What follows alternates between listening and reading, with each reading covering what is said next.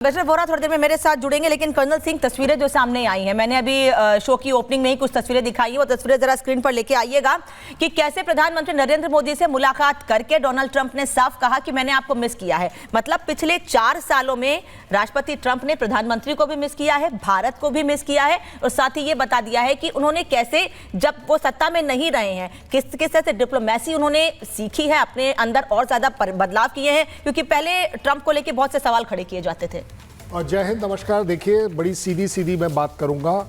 President Trump को कोई script तो दी नहीं थी इंडियंस ने। दैट मीन्स उन्होंने जो कुछ कहा है अपनी खुद की इंटेलिजेंस से कहा है। उनको जो उनके डिप्लोमेट्स ने इंडिया की अहमियत बताई है, उन्होंने उनको ये भी बताया गया होगा कि क्या मोदी कर सकते हैं और क्या कुछ नहीं कर सकते हैं। जिस तरीके से जब वो नेगोशिएटर के तौर पर मोदी जी को अप्रिशिएट कर रहे हैं और बोल रहे हैं मेरी कहीं उनके साथ बराबरी नहीं है, he is a tough negotiator. इसका मतलब क्या है कि उस दौरान ये जो 6 बड़ी मीटिंग्स हुई हैं, उन्होंने नोटिस किया है कि जहां तक इंडिया का सवाल है, मोदी इंडिया फर्स्ट से नहीं हटेगा। और अगर आप over a period of time देखें पिछले 10 सालों में, तो यूएस ने तो अब जाकर कहा है कि अमेरिका फर्स्ट। हम पिछले 12 साल से कह रहे हैं। सो अपने आप में पूरी दुनिया जान रही है और एक वर्ल्ड का leader, top leader, so called super power, ये बात एक्नॉलेज कर रहा है कि नहीं, आप इस कंट्री को इग्नोर नहीं कर पाएंगे। और अगर इस कंट्री को हेड प्राइम मिनिस्टर मोदी कर रहे हैं तो उनको क्रेडिट क्यों ना मिले? क्योंकि अगर कहीं कुछ गलत हुआ तो आप ब्लेम कैसे करेंगे? तो ब्लेम भी आप उसी प्राइम मिनिस्टर को करेंगे। तो आई एम वेरी श्योर कि दोनों की जो पर्सनल केमिस्ट्री है वो एक माहौल बना रही है जहां पर हम देख पाएंगे कि हम शायद अमेरिका के साथ एक अच्छे रिश्ते ले पाएंगे, उससे डिफेंस टाइज कर पाएंगे, न्यूक्लियर टाइज कर पाएंगे, टू दी एक्सटेंट जो टैरिफ है उसके लिए स्पेशल प्लान निकाल पाएंगे। अपने आप में ये बहुत बड़ी बात है। सबसे बड़ी जो थ्रेट चल रही थी वो चल रही थी टैरिफ से रिलेटेड, और आपने देख लिया है कि अभी तक ट्रंप एडमिनिस्ट्रेशन ने कोई भी टैरिफ रिटेलिएटरी तौर पर नहीं लगाया नहीं। लेकिन निखिल जी, अब ये जो तस्वीरें सामने आ रही हैं, एक ऐसे नेता जिनको भारत में लेकर बड़े सवाल खड़े करते हैं, जो भारत में हमेशा, मुझे पता है प्रधानमंत्री हैं, दूसरी पार्टी के हैं, टारगेट पर रहेंगे, सवाल किए जाएंगे, लेकिन जैसे शब्दों का इस्तेमाल किया जाता है उनके लिए, वो सम्मान उनको नहीं दिया जाता है। भारत के बाहर जाकर दुनिया के सबसे ताकतवर देश के राष्ट्राध्यक्ष ने उनका स्वागत किया है, उनकी कुर्सी खींची, उनको बैठाया। वो तस्वीरें इस वक्त आप खुद देख रहे हैं, मैं दिखा भी देती हूँ, चलेगा तस्वीर जरा निखिल जी। अनामिका जी, हेनरी किसिंगर की एक मशहूर कोट है, America has no friends no enemies, it only has interests. और डोनाल्ड ट्रंप के लिए भी, राष्ट्रपति डोनाल्ड ट्रंप के लिए भी यही अप्लाई होता है कि चाहे वो नरेंद्र मोदी हो, शी जिनपिंग हो चाइना के, या किसी और बड़े देश के मुखिया हो, प्रेसिडेंट ट्रंप उन्हें ऐसे महसूस करवाते हैं जैसे उनके लिए कुछ खास करा जा रहा है, वो सबसे महान है, उनके साथ बहुत खास मित्रता है और पता नहीं क्या क्या है। पर मेरा इंटरेस्ट उन सारे पहलुओं में नहीं है। मेरा इंटरेस्ट उन पहलुओं में है कि जो भारत अमेरिका के साथ डिफेंस डील कर रहा है। अमेरिका के साथ अब हमारा डिफेंस का जो ट्रेड है वो तकरीबन $20 बिलियन का है, जो बहुत बड़ा ट्रेड है। भारत सरकार लाखों करोड़ रुपए के F-35 जहाज, फाइटर जेट एयरक्राफ्ट अमेरिका से खरीदने की बात कर रही है। अब क्या ये सही है या नहीं है, ये मैं डिफेंस विश्लेषकों पे छोड़ूंगा, मुझे नहीं पता कि क्या ये चीज सही है या नहीं है।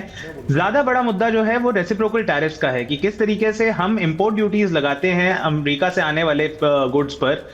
डोनाल्ड ट्रंप की अब नीति ये चाहते हैं वो कि भारत जैसे देश से कोई भी अगर इंपोर्ट्स हो, और हमारे इंपोर्ट्स कोई महंगी गाड़ियां नहीं होती, हमारे जो एक्सपोर्ट्स होते हैं सॉरी यूएस में, वो स्टील जैसी कमोडिटीज होती हैं, और डोनाल्ड ट्रंप ने उस पर 25% का टैरिफ लगाया है। इसका मतलब जो भी कोई अमेरिकी business Indian steel manufacturing company से, चाहे वो टाटा हो या कोई और हो, उनसे खरीदेंगे तो उनके लिए 25% दर ज्यादा होगा। इससे हमारे एक्सपोर्ट्स हर्ट करेंगे, हमारी नौकरियां घटेंगी, हमारी बिजनेसेस की कॉम्पिटिटिवनेस में प्रॉब्लम्स आएंगी। मुझे इन मुद्दों पे ज्यादा फोकस देने का नजर आता है, रादर देन ये देखने का कि डोनाल्ड ट्रंप ने कुर्सी खींच दी या नहीं खींची। डोनाल्ड ट्रंप बहुत ही उलूल जुलूल बातें करते रहते हैं। और आखिरी चीज, जो प्रधानमंत्री मोदी ने आज मेक इंडिया ग्रेट अगेन का स्लोगन दिया, मेक अमेरिका ग्रेट अगेन के लाइन पर, आई थिंक वो नहीं करना चाहिए था, क्योंकि make America great again is not something जो यूएस गवर्नमेंट का है, वो ट्रंप के पॉलिटिकल कैंपेन का, रिपब्लिकन पार्टी का एक राजनीतिक मुद्दा था।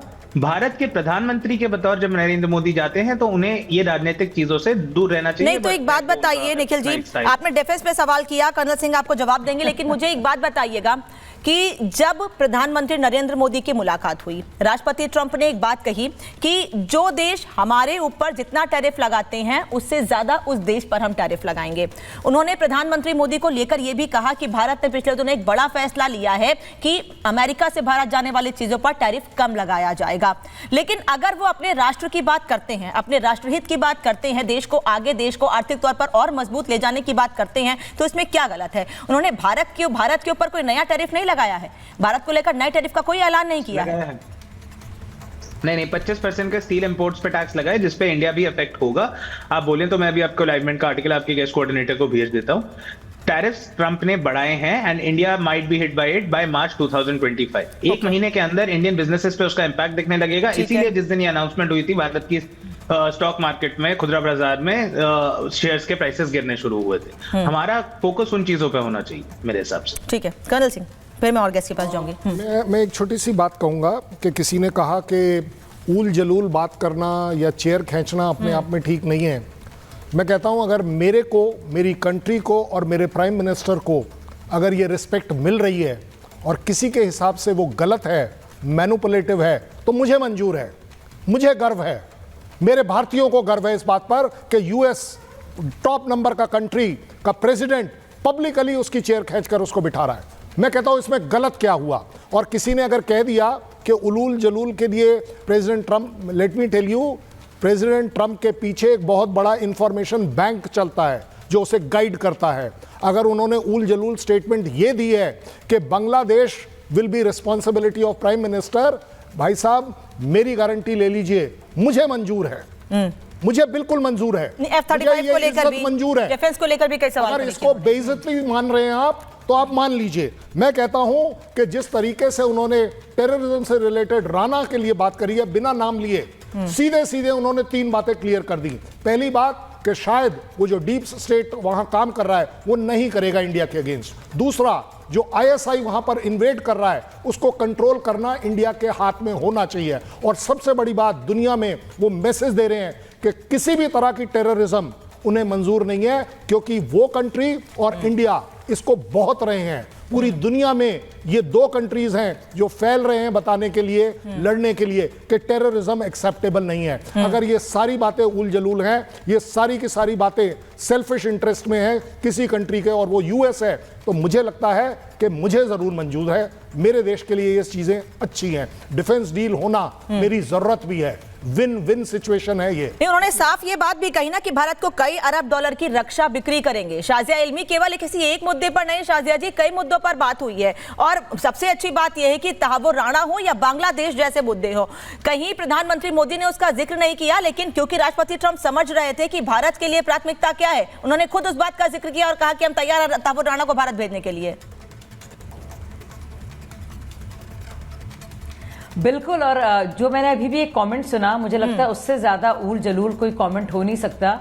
जो यहाँ पे कहा जा रहा है कि मेक इंडिया ग्रेट अगेन नहीं कहना चाहिए था, ये कौन नहीं कहना चाहेगा? शायद कांग्रेस पार्टी के ही नुमाइंदे हैं, वो नहीं कहना चाहेंगे, लेकिन वो अकेले होंगे। और कांग्रेस में जो शहजादे हैं वो कहना चाहेंगे, लेकिन हम सब यकीन करते हैं that India should be great again. वो इंडिया जिसके बारे में हम पढ़ते हैं, वो जो सिविलाइजेशनल हमारी वैल्यू रही है, जिसका जीडीपी सबसे ज्यादा रहा है, जो हम बात करते हैं वो सोने की चिड़िया जिसको हम कहते हैं, जो हम चोला पीरियड को याद करते हैं या उस वक्त की बात करते हैं जब वाकई में इंडिया का क्या नाम था, वर्चस्व था। हम सब वही चाहते हैं, ये सबकी महत्वाकांक्षा है, ये सबकी एक ख्वाहिश है। सिर्फ कांग्रेस पार्टी की नहीं होती तो अपने बारे में बोले। और मुझे लगता है कि अपने आप में इस बात को कहा उन्होंने, मेक इंडिया ग्रेट अगेन, जैसे कि डोनाल्ड ट्रंप कह रहे हैं, वो उनके राजनीतिक स्लोगन भी हो सकता है, लेकिन वो राष्ट्र का स्लोगन भी हो सकता है। और तो मुझे लगता है, और जैसे हमारा स्लोगन है सबका साथ सबका विकास, तो वो संवैधानिक स्लोगन भी है। तो मतलब ये बहुत ही ऊल जलूल, इससे ज्यादा कोई बात नहीं हो सकती। एक जरूरी बात मैं अपने कांग्रेस के दोस्त को एक और चीज का पर्दाफाश उनका करना चाहती हूँ कि कम ज्ञान जो है ना बहुत ही फिक्र का सबब होती है। Little knowledge is a dangerous thing. तो union steel secretary Sandeep Poundrik ने ये कहा था कि जो इंडिया के स्टील एक्सपोर्ट्स है वो बहुत कम है। हम 145 मिलियन टन जो है एक्सपोर्ट करते हैं और यूएस में करते हैं सिर्फ 95,000। यानी कि बहुत ही छोटा हिस्सा, तो हम इतना इम्पैक्ट होते भी नहीं है, क्योंकि मिनिस्ट्रियल 145 मिलियन टन और कहाँ एक 1 लाख टन भी नहीं जो यूएस में जाता है, तो उससे कुछ बिल्कुल भी फर्क नहीं पड़ता। तो जैसे मैं कहती हूँ ना, little knowledge is a dangerous thing.